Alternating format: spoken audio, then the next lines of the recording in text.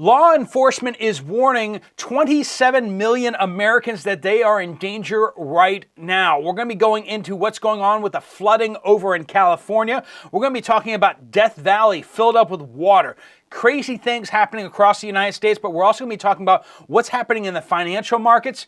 We got some big threats surrounding us basically on all sides. We got a major boycott apparently going underway starting tomorrow. We got big news. We need to cover a lot of stuff. Let's jump right into it. Welcome to the Poplar Report. I'm Steve Poplar. I'm an accountant by trade, and we cover things on this channel that you will not hear in the news media. First thing out there, which is being covered a bit in the news media, is that 27 million Americans in California are being warned that they are under a flood watch.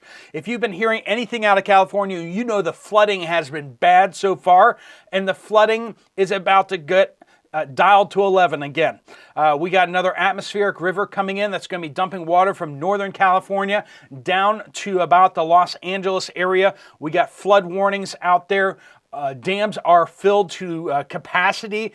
We have, like I said, Death Valley has turned into a lake. The last 6 months, Death Valley, the Badwater Basin, has been full of water.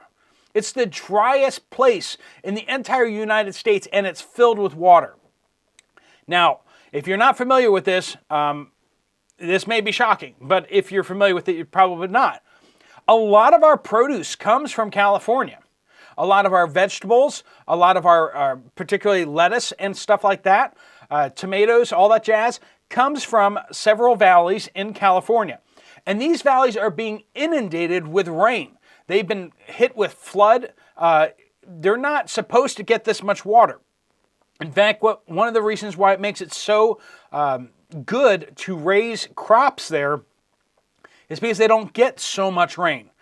They irrigate a lot of these fields.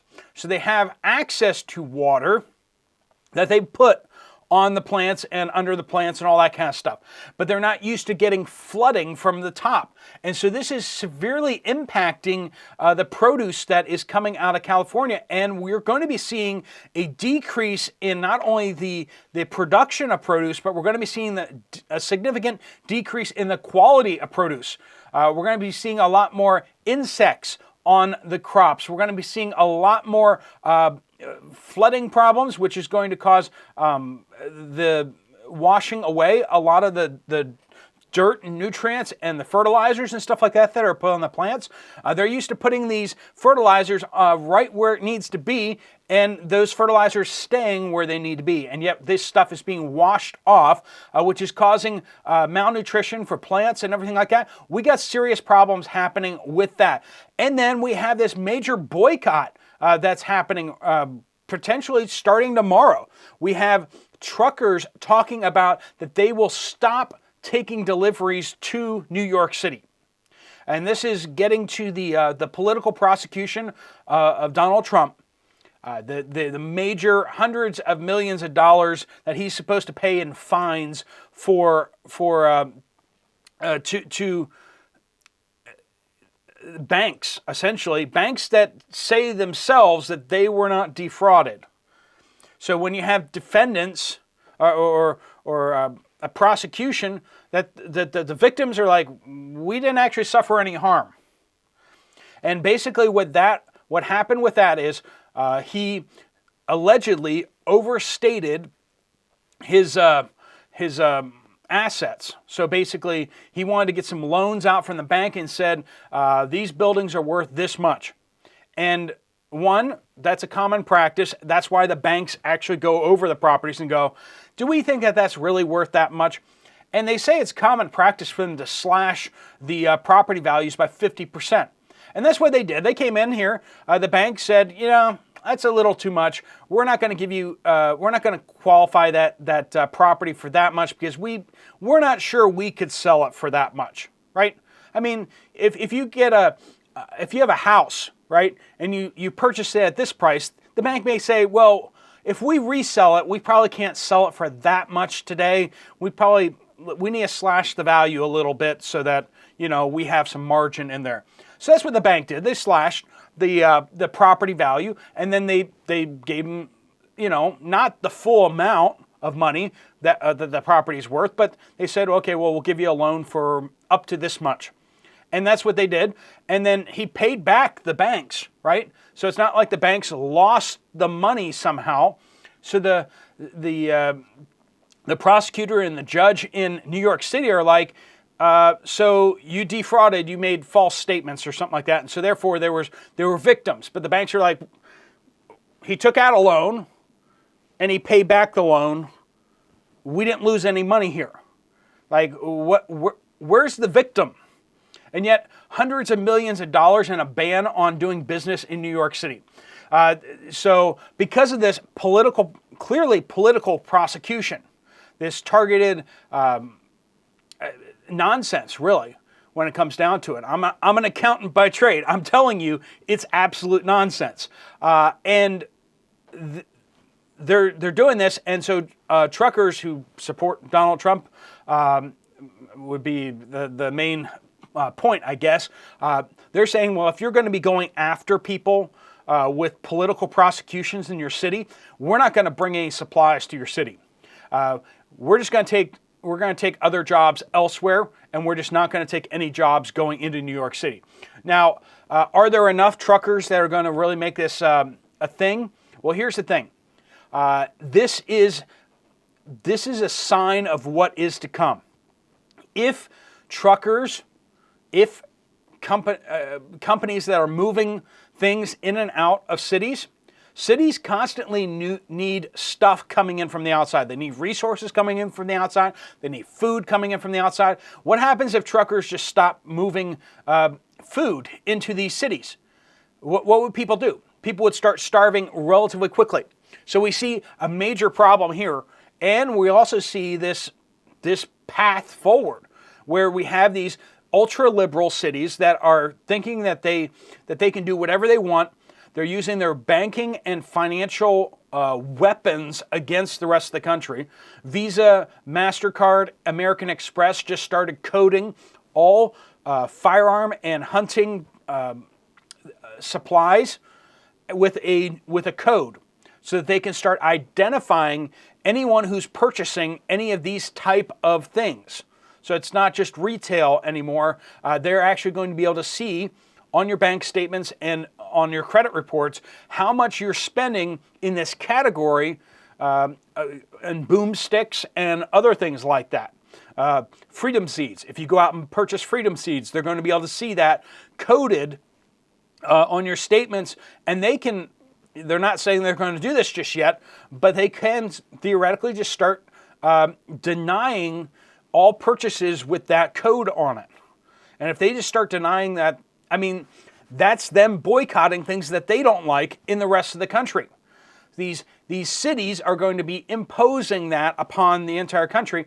How is that different than truckers and people in the rural areas saying we're not going to take anything into the cities anymore? It's the same kind of thing, right? We're seeing the shoe is being put on the other foot, and suddenly we're going to see if people start complaining about that. They suddenly don't like that. You know, our businesses can do whatever they want to do, even though it's economic boycotting of other parts of the country, and yet your people can't do that to us. You see, so not only that, but then we also have the Wall Street Journal. So we have the Wall Street Journal out there saying that that manufacturers and retailers, they did not learn the lesson through the cough situation with the supply chain disruptions. They are now returning back to the just-in-time system.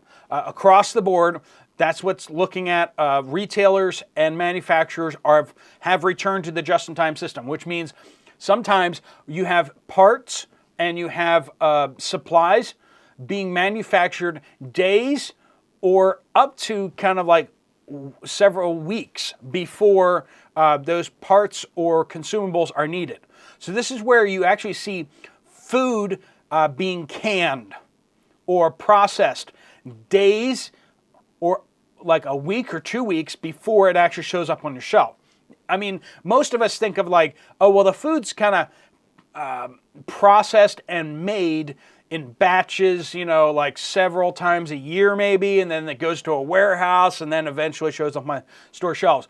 Whereas in fact, a lot of times the food that you're holding that you pick up from the store, the grocery store, could have been produced like last week.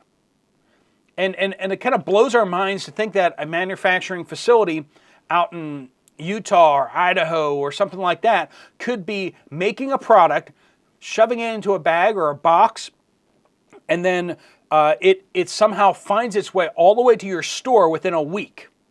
And yet that's kind of what we're seeing out there. So what happens if you have a production facility shut down and you're keeping things tight like this? There isn't a warehouse full of this product somewhere, because that means the company loses money because they have all this inventory that they have to account for. The less inventory they have, the more money they make. And so if you want to give your business a short-term boost in profits, all you have to do is just shrink your inventory. If you can cut your inventory by 50%, you basically take all that cash and it goes right into profits. That's why these companies are doing this, is because in the short term you can inflate your profits dramatically by just shortening your inventory. But if there's a supply chain hiccup, that causes dramatic problems then because you don't have any buffer. And it's bad when it's retail, okay? But when it's manufacturing, when it's parts and supplies to keep your factory running, that's where we really see problems here.